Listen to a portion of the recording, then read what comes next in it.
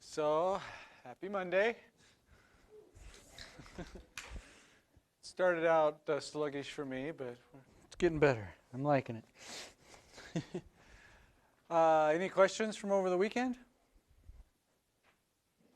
Things that were bothering you? Wondering? Like clarification on?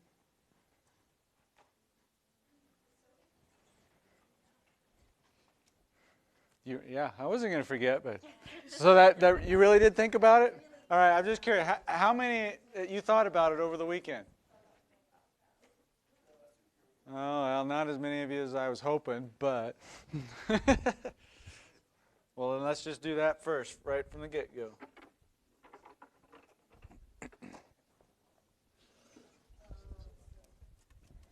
Now you remember what I'm talking about. Did you think about it? Or you just now remembered it? Oh, that's what we did Friday. If you shake, well, we'll do that next. Well, if I shake them first, it might take a while. So, regular root beer sinks. And diet root beer floats. What'd you guys come up with? Did you think of anything? It has to do with something to do with the sugar. Okay. You're right. What about it? What about the sugar would allow this to happen? The one that's floating is less dense. See? It must be. It's less dense than water, or it wouldn't be floating. Or we can also say the buoyant force on that one is balancing its weight right now, because it's not going up or down. Where the one on the bottom, it's more dense than water, and its buoyant force is not enough. It needs to rest on the bottom and have some extra support. So its weight is bigger than its buoyant force. Something over here you want to add? So whatever supplements the sugar must be less dense. That's pretty much it. Good job. This one, they're the same volume. So they would displace the same volume of water if they were both under the water.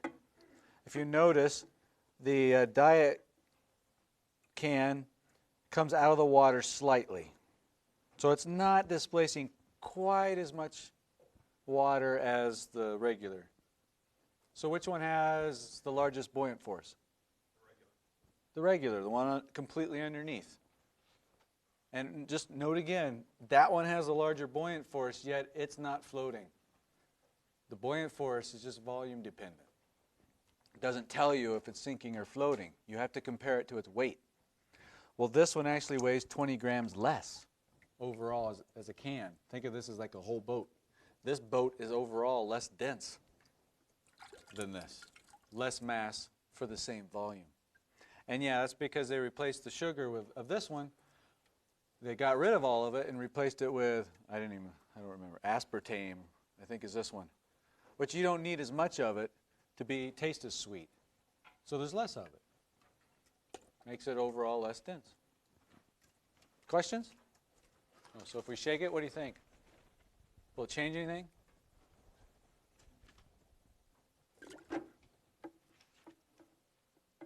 Same mass, same volume.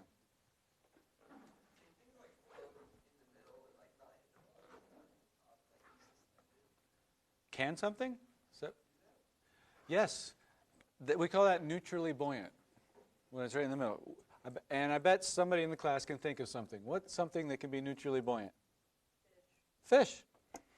When they're neutrally buoyant, what's their density?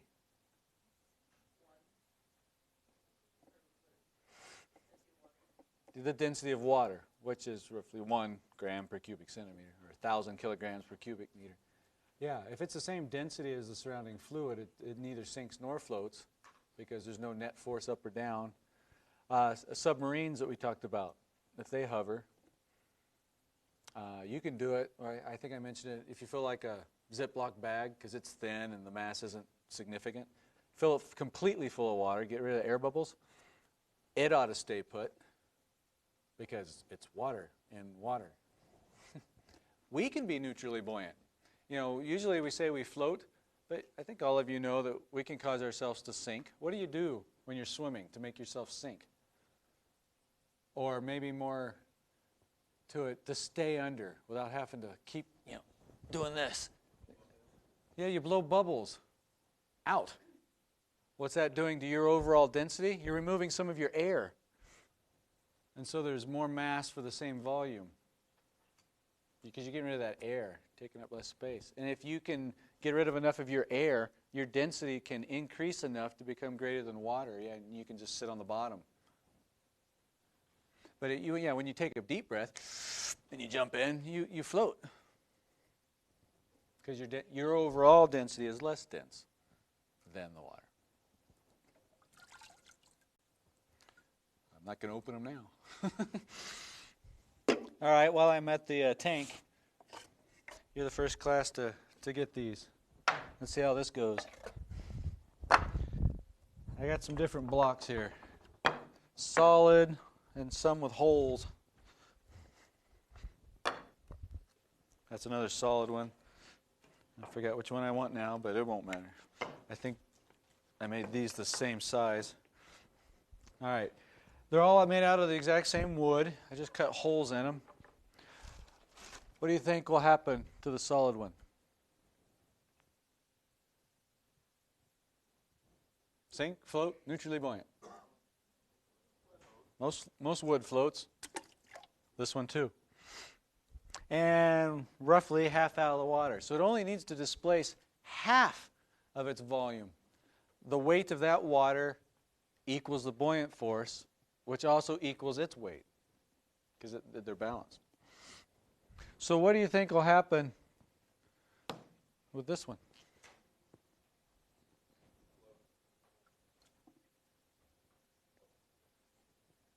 You're not sure now. We got one floater over here. You can think of this as a boat. You're floating, right? Now you got a hole in your boat. If you have a hole in your boat, you know for sure you sink, right? But I won't. This isn't exactly a boat, so maybe it will float.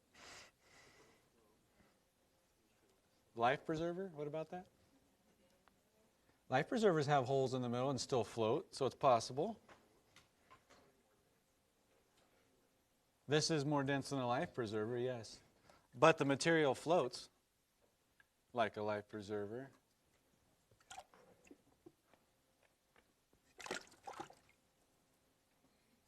Floats exactly the same. I sum it up as they're both wood. We didn't change the density of the wood. And the difference with this is it wasn't like a hole in the bottom of the boat and then the water came in and started collecting in the boat.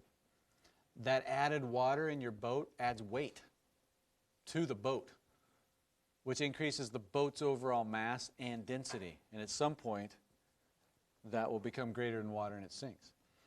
This, it doesn't collect in the boat. Do you think anything different with different size holes?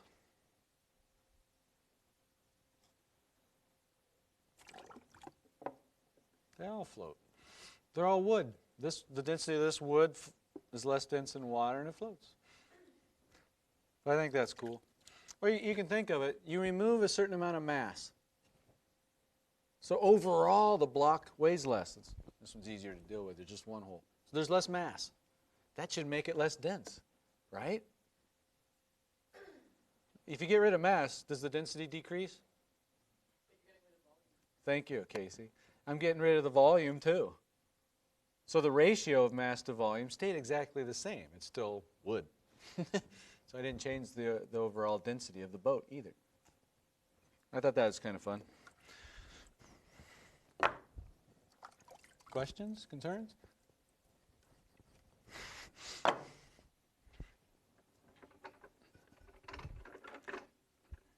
I like buoyancy. It's fun. Let's do this one.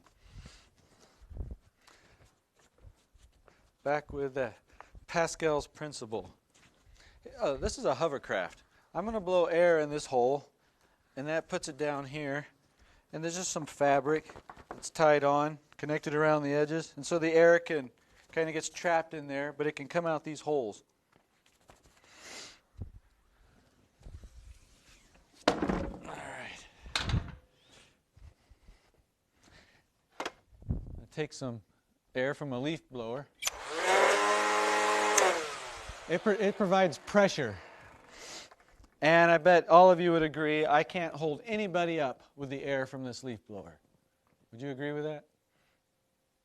I need a volunteer, though, to try test it out on, because I can't do it to myself. Or you can try to lift me. I don't care. But it takes two. Who wants to go attempt a ride on a hovercraft? So this has a certain pressure.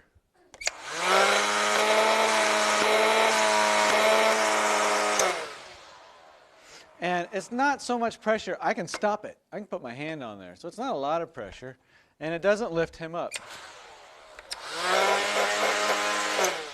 But if we have him sit in the middle and balance himself, sit down there. All right, and we'll center of mass because it kind of gets wobbly, so that ought to work. Oh, you know what? Go ahead and turn so you're facing this. That way you can control it. We're going to blow the air into the fabric and come out underneath. It's going to spread out underneath him, fill up that whole fabric, and just come out those holes. When you're ready, let's try it. It goes sideways. Scooch towards the middle a little more. There we go. Now he's riding on air.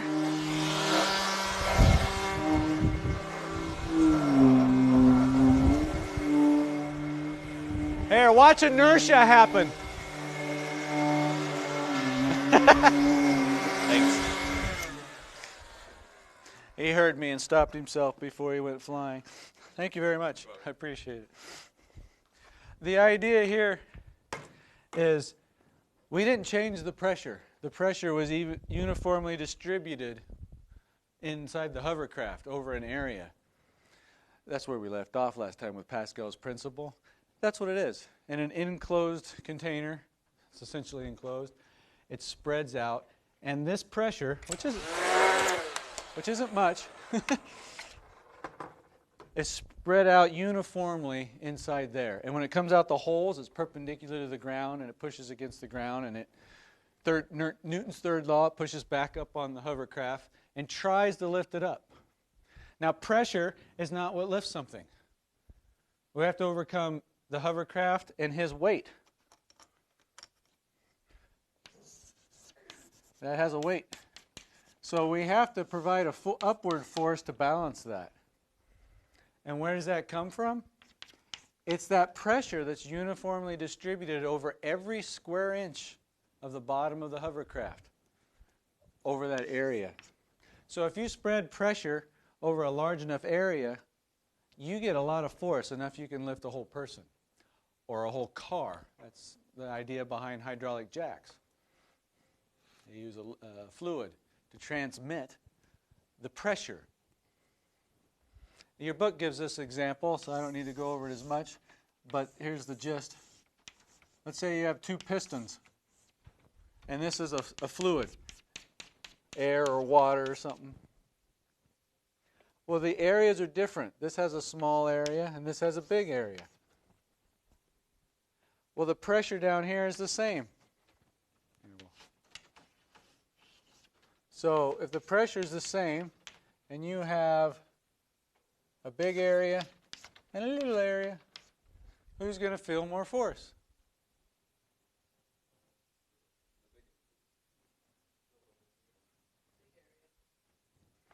Let's see. Pressure is force over area. Same thing, just rearranged.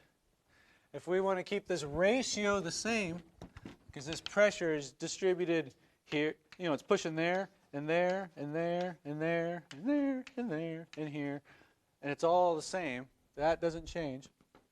Now, who will have to have the larger force? See if you guys disagree now. Now you're just not sure, and you're not saying. Okay, let's make it easier. Let's say the pressure is 100. Even easier. 1. Let's say this area is 100. Let's say this area is 1. What's the force have to be? It has to be 100 here. And here? So it's little f over here and big F over here. That's the idea behind a hydraulic jack or lift. So here you're going to have little force.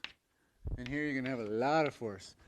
So it acts like, in a sense, like a simple machine, which hopefully between the exam and your homework now, you realize it cannot multiply energy. That's a no-no. Total energy is conserved. You can't magically create energy. But it can multiply force or displacement. So here, where I don't have to push very hard, I could push over here, and the pressure I cause over this area, that force down is transmitted uniformly over to here, but it's a bigger area, and it's like the hovercraft. I can lift a lot more stuff over here. I'll have to move farther, just like in our simple machines. I'll exert the same amount of energy over greater displacement, and it won't lift it very high like our screw jack I did, but it's possible now. You can lift the whole car. But that's the idea of Pascal's principle in use.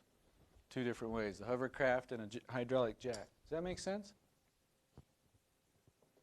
It's just this principle applied to something so that we can get some mechanical advantage out of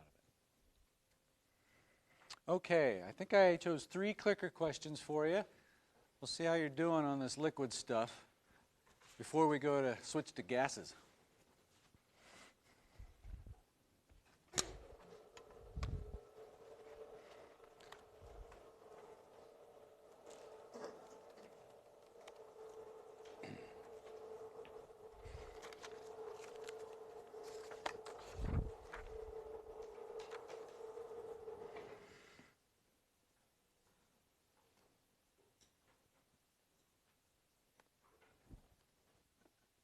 Alrighty.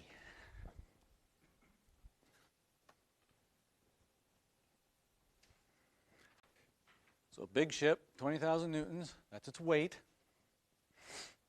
Chain goes from saltwater to freshwater. What happens to the buoyant force on it?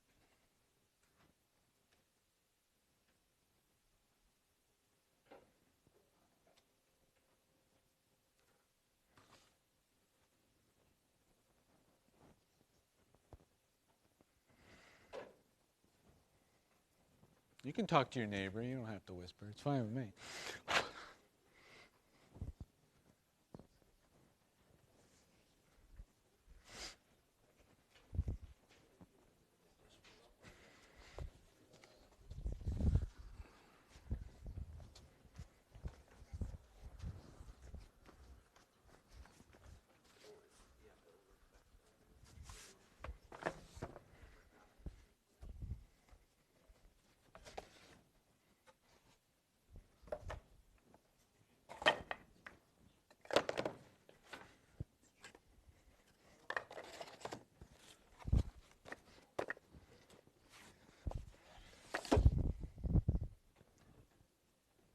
Ten, 9, 8, 7, 6, 5, 4, 3, 2, 1. Guess there's less of us playing today. So you may need more time because they're having technical difficulty? Okay. Being the first one.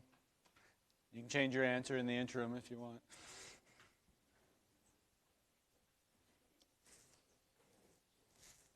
Was that you? All right.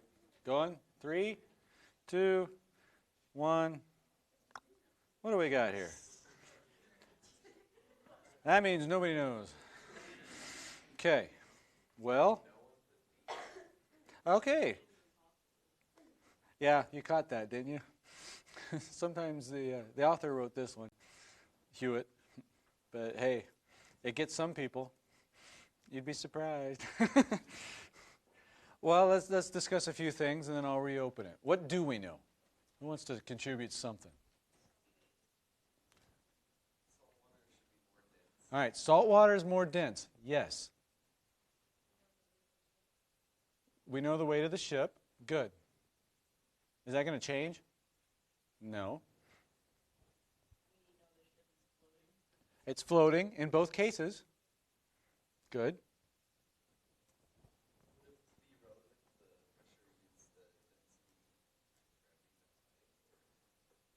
Oh, the pressure is density times gravity times height. Well, we're on the surface of the... technically, yes. We're not changing gravity, and we're not really changing height. But the density changes. We go from, which way?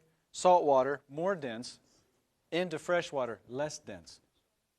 So yes, the pressure exerted on the bottom of the boat becomes less because the density decreased. So we know that. This is good. Is this getting us anywhere, though?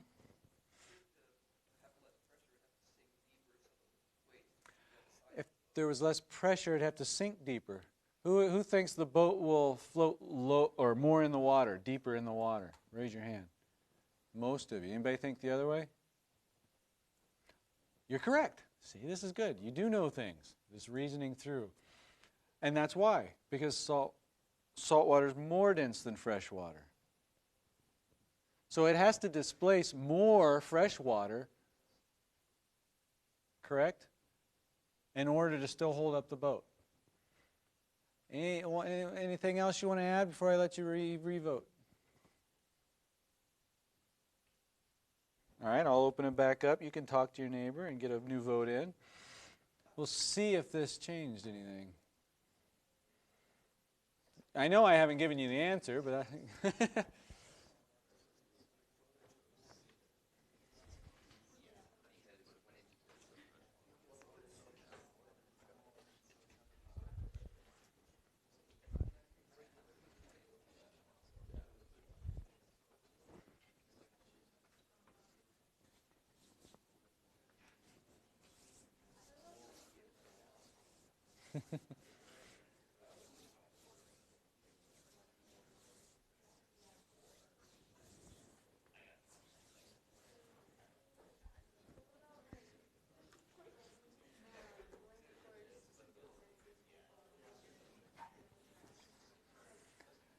I'm seeing more blank faces than I was hoping for. I'll give you one more clue.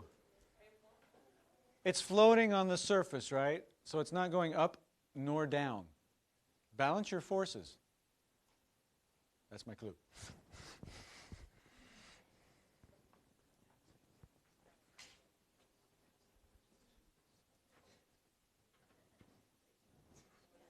If that changes anybody's mind.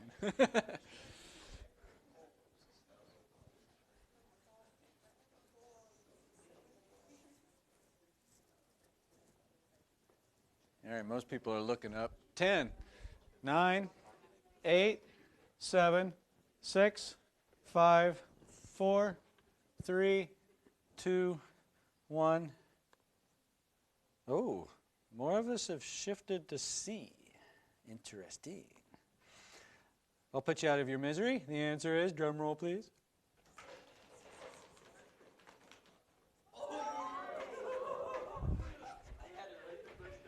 Don't put your clickers away. So we just confused some of you, huh? It's made you change your mind.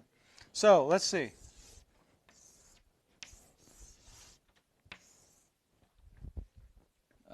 So we have a boat. It's like that. Let's say this is the salt water. So since this is more dense, it doesn't need to displace as much water to have a sufficient buoyant force to hold it up, correct? Yes, this is more dense. So the water that this displaces weighs more, which means the buoyant force is greater in salt water here than if it was displacing the same amount in fresh water. Now, so we move to salt water, it has to ride a little lower because it has to displace more water, correct?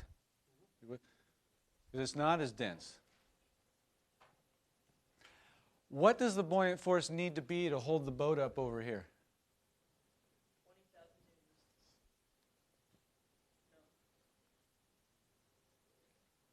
newtons. I heard another response. Yeah, the boat weighs 20,000 newtons. Weight is 20,000 newtons. So the buoyant force needs to be 20,000 newtons over here if it's going to stay put, right? And it's this amount of salt water that provides that. What does the buoyant force need to be over here?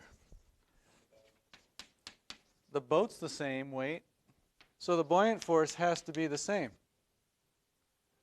It just gets at this buoyant force differently. It displaces more water because it's less dense. But it's the same buoyant force. It has to be if it's holding up the ship. The ship weighs 20,000 newtons, so the buoyant force is 20,000 newtons if it's floating. Period. Even if it was in jello. If it was floating on the surface. Does that make sense now? Yes?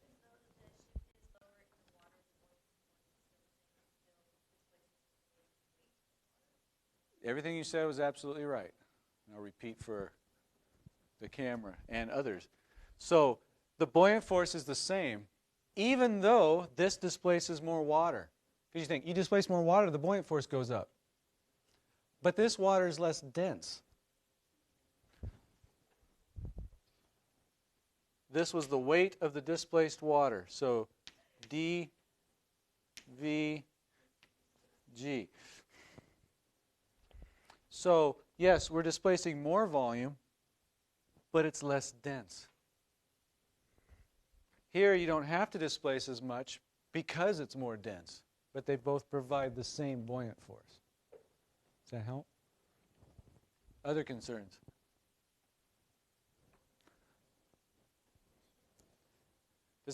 Seriously, does it make sense now? I don't want you to be embarrassed. This is where we take care of this. Yeah.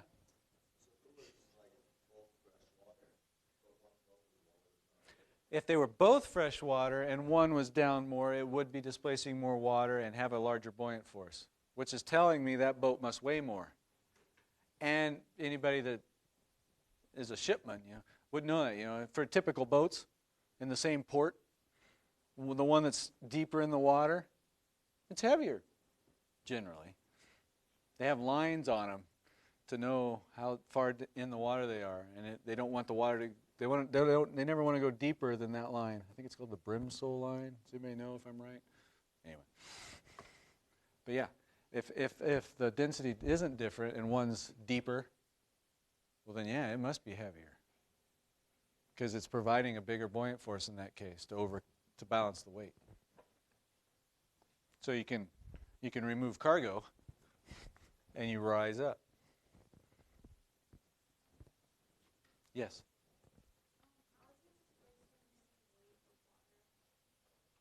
How is it displacing the same weight of water?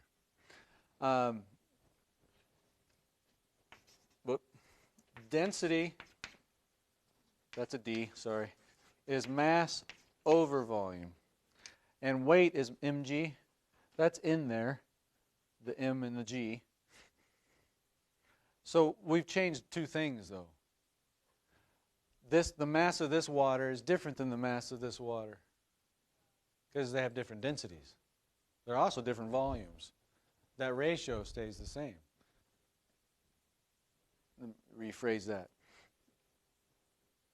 Because this is less dense, that means it has less mass for the same amount of volume. It doesn't weigh as much. If we had this much fresh water, it wouldn't weigh as much. Do you agree with that? If we had this much and it was salt water, it'd weigh more. But we have more of this and less of that. And so the two balance.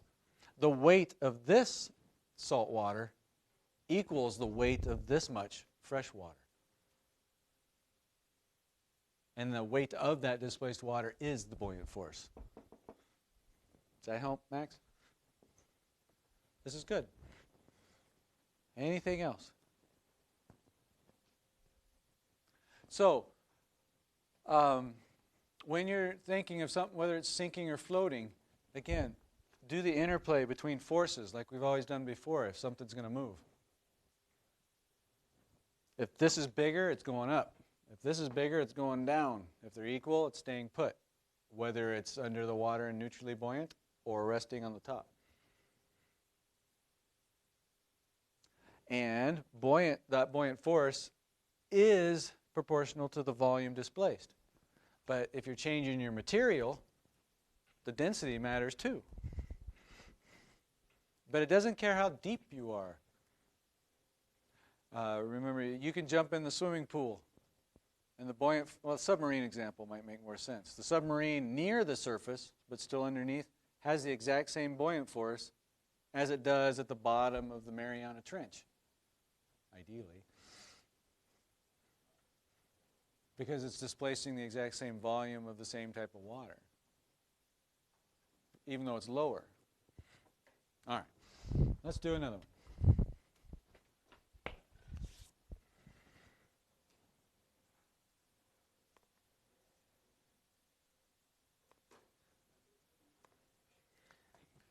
Hopefully this is a little easier. The buoyant force that normally acts on a fish in water is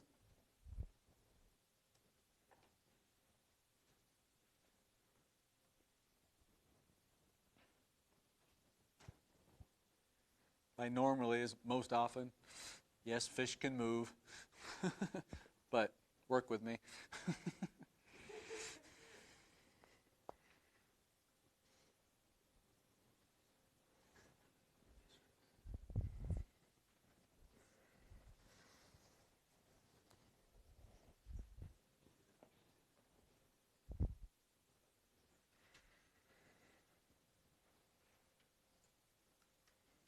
Ten, 9, 8, 7, 6, 5, 4, 3, 2, 1, and 0. Well, at least we have a consensus. Yes. It's neutrally buoyant. It's not going up nor down. So the buoyant force should equal the fish's weight. If it wants to go up, it has to change its density, and that changes while it goes up. But then it stops, and it's equal again, and vice versa going down. And most of the time, it's staying put, you know. Good. I chose one more. And this is another thinker. I'll go ahead and warn you. There it is. So you remember the air-filled balloon I had, and I pushed it underwater. Let's just say I attach a weight to it now so that it's underwater.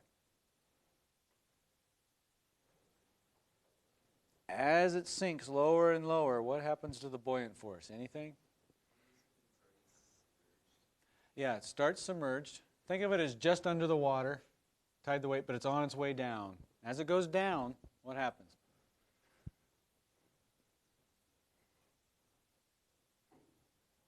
You're smart. You can do this one. What happens to the balloon?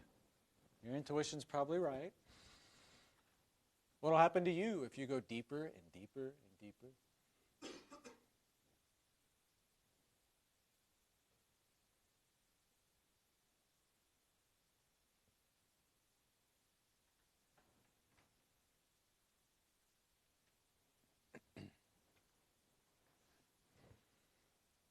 Ten, 9, 8, 7, 6, 5, 4, 3, 2, 1, and I know there's one more of you out there. There you go. Most of you B, some of you C.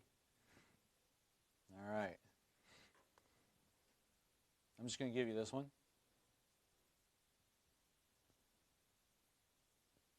I just like seeing your faces. Okay. It becomes less. Something's different about this example. Because I know most of you just told us the submarine and it's not depth dependent. I can hear all of you, which is why the majority of the class chose that it doesn't change. What's different about this balloon and a submarine? The balloon can change shape. It's not rigid. And as you go deeper and deeper in the water, what happens to that balloon? It compresses. Why?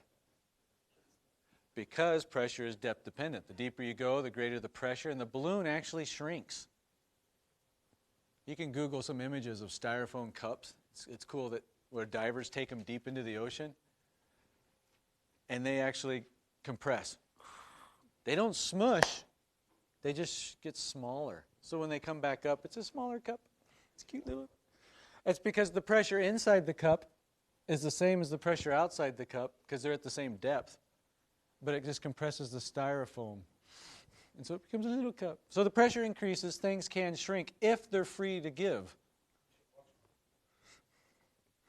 It might take me a moment to find one, but yeah. So the balloon shrinks. And if it shrinks, what happens to the water it displaces? It displaces less water, which tells us what about the buoyant force? It becomes less. So in reality, we're rigid, and we usually think of that when we're swimming. But when you scuba dive, the deeper and deeper you go, the pressure on you increases, and it pushes on your lungs. It's harder to breathe. That's why you need oxygen. But you do shrink slightly. Actually, a submarine does too, to a point. It's just not as conspicuous. And at some point, if you shrink enough, your density keeps increasing because your same amount of matter is taking up less space, and your density is getting larger and larger and larger. And if it gets larger than water, what happens to you? People think, oh, you lose your orientation underwater. Well, just relax and you'll float back to the top. Not if you're too deep. You'll be like that balloon. At some depth, you'll have shrunk enough, your density will have increased enough, you're not displacing as much water, your buoyant force is not sufficient to overcome your weight, and if you just relax, you'll keep sinking.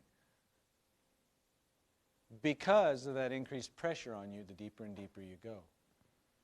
Kind of scary, but also cool.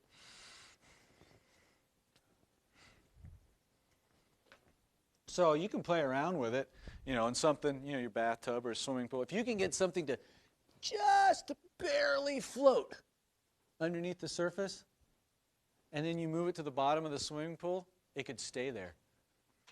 Say it had an air bubble in it, and it wasn't rigid. Because down there at the bottom of the swimming pool, the pressure is a little larger. If that's enough to shrink that air bubble, if you're right on the borderline, because we're not going extremely deep, you can shift the density. And so it'll float on the top, just under the surface, but you physically go move it to the bottom, and it'll stay put. Wait, I thought it floated. Well, you've changed things. Next time you're bored at the pool, I guess, you can try something. Questions? All right, well, I thought we'd be further along, but that's okay. We're good. We have the next lecture to do this stuff too. But chapter 14, everything still holds. There, we're halfway through it. Bada bing, bada boom. It's a fluid. A gas is a fluid just like a liquid. And so everything we've just discussed still holds. Things sink, things float, things have buoyant forces. Is there a buoyant force on you, Brenda, right now? No. Somebody over here said yes. What are you smoking? Why do you say that?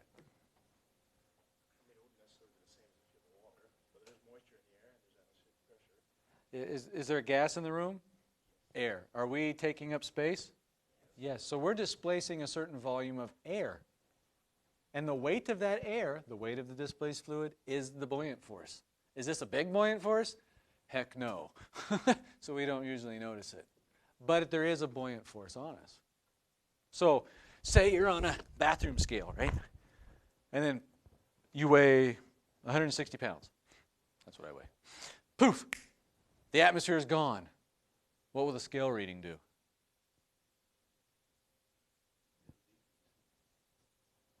If you get rid of the atmosphere, what happened? I'm no longer displacing air. So I just got rid of what? A buoyant force that was helping hold me up, buoy me up. I would weigh more. The scale should be slightly heavier. Read slightly bigger numbers. Does that make sense? It might be undetectable and we're dead because we can't breathe, but there is a buoyant force. Just like water, which is more conspicuous because it's obviously, we go swimming, we can see the effects. Think of these as particles of water or particles of air. And they're stacked up. Pressure's depth dependent. You go deeper and deeper and deeper. And if these don't stick, oh, that one's just kind of wiggle it out. You can observe that down here, you see how they're closer together? These are just connected by springs. This guy only has to hold up the weight of that one. This one has to hold up the weight of these. And the bottom one has to hold up the weight of all of them. So you can see the springs smushed. They're closer together down here. In our atmosphere, it's more dense on the surface because you have all this other air on top of you. As you go up in the atmosphere, it becomes less dense. But there's also less pressure. That's why it's less dense. Because you're not as deep. Think of it as you're out in space, and as you go down into this fluid of our atmosphere, it's like going down into the ocean. And so it's depth dependent, that height. How much air is above you? That's going to determine the pressure at this point, just like it would with water or blood or mercury. Any column of a fluid, liquid or gas, creates pressure at that point. So we don't notice it much. Oh, I forgot to bring in a meter stick. This is about a meter. If you take a cubic meter, so there, here, here, here, about that big, and out this way, about that far. So can you picture a cubic meter of air right here? How much do you think it weighs? Not much, huh? Because it's just air, right? That's what most people think. You could figure this out. You look up the density of air, and it's about 1.2 kilograms per cubic meter. That's its density. What's density? That's mass over volume. So it's about 1.2 kilograms of matter in that cubic meter. So in this area, there's over a kilogram of air. More than that. This is a kilogram. If you want to come feel this, if we could gather all this air and weigh it, it would be this much. 1.2 kilograms in that cubic meter. So yeah, think of piling all of that on top of you. Does anybody happen to know what atmospheric pressure is? The value? In other words, how much pressure is on us living here at the surface? I guess I'm done with these. Due to the weight of air. Its weight acting over our area.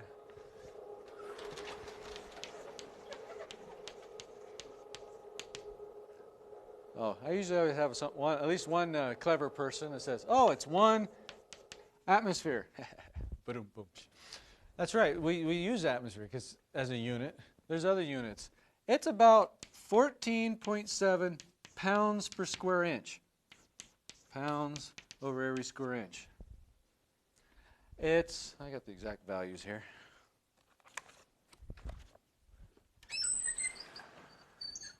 A 101,300 pascals. That's a Newton per cubic meter. No, square meter. Newton per square meter. It is about 760 millimeters of mercury. If you had a column of mercury 760 millimeters high, the pressure at the bottom would equal 1 atmosphere. Or 29.92 inches of water. This is all at sea level, standard temperature and pressures. They can change. But that gives you an idea. This bar weighs 14.7 pounds. And you're like, yeah, so what? How many of you would like to put 14.7 pounds over a square inch? You know, you got your hand. There's 14.7 pounds on 1 square inch of my body. That is not comfortable. Ow. Maybe my arm. There we go. At least I can handle that, but it's still. You can come try this if you want to feel atmospheric pressure. Okay, I'm done. That's cutting off the circulation. Now, that's just 1 square inch. There's 14.7 pounds on every square inch of your body. So take another 14.7 pound bar and put it right next to that one. Ooh. Cover your entire body with 14.7 pounds on every square inch. That's what you're feeling right now. So next time your self-esteem's a little low, remember that. Yeah. So why don't you just get crushed? I mean, that's a lot of pressure over a lot of area, creating force, pushing in on you. Why don't you just implode?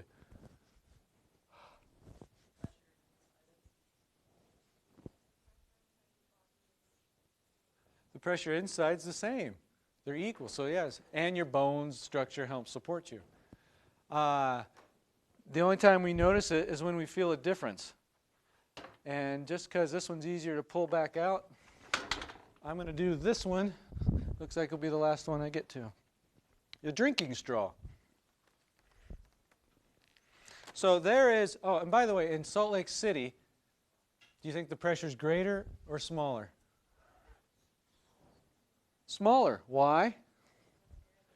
Yeah, we're higher up.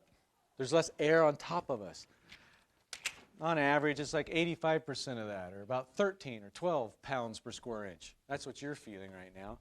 That's what's pushing on the air in this tube. That's what's pushing on the colored water on the surface of this. They're the same pressure, so they're equaled out, and the water doesn't go up the tube. Think of it as a long straw. So what do I have to do on this end to allow the air in the room to push on the surface of that water and force it up the tube? Yeah, you suck on it. I need to lower the pressure on this end. And it works. There's really no such thing as suction. I'm just lowering the pressure, so there's now a difference in pressure. And the greater pressure over here, atmospheric pressure, is pushing this up the tube, trying to go to the lower pressure. What's the highest you could ever have, physically have a straw? Think about that while I'm sucking.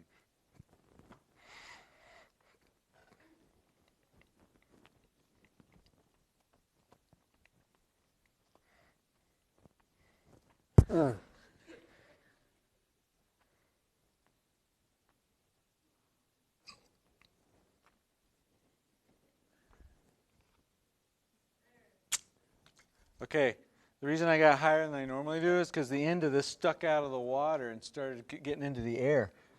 This is supposed to be underwater.